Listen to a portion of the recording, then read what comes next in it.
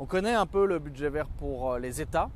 mais qu'appelle-t-on green budgeting pour les collectivités locales? C'était très important de se pencher sur cette notion qui est encore floue parce que un cadre est en train d'émerger et on va essayer de le faire émerger à l'échelle de l'Union européenne pour arriver à comptabiliser et à comparer également les dépenses en matière de réduction de CO2, de préservation de la biodiversité, d'environnement en général, de création de pistes cyclables, de plantation d'arbres à l'échelle locale.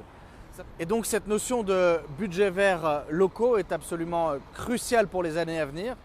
car si nous voulons remplir nos objectifs d'une Europe neutre en carbone et notre stratégie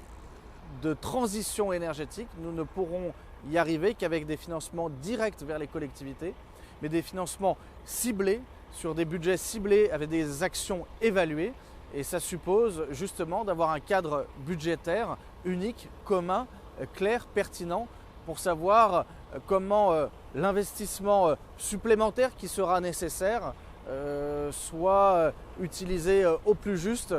et au plus près des réalités locales, car rappelons-le, la majorité des dépenses de lutte contre le changement climatique et d'atténuation des effets du changement climatique passe par les budgets des collectivités locales et régionales. Et probablement ce que nous serons amenés à faire, c'est partir d'un budget base zéro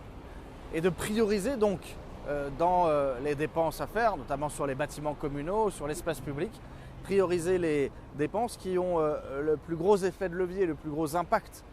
sur la préservation de la biodiversité, la lutte contre le changement climatique. Et donc avoir une approche où finalement dans nos politiques publiques locales, partout, tout le temps, et notamment au niveau budgétaire, la priorité soit donnée à l'environnement.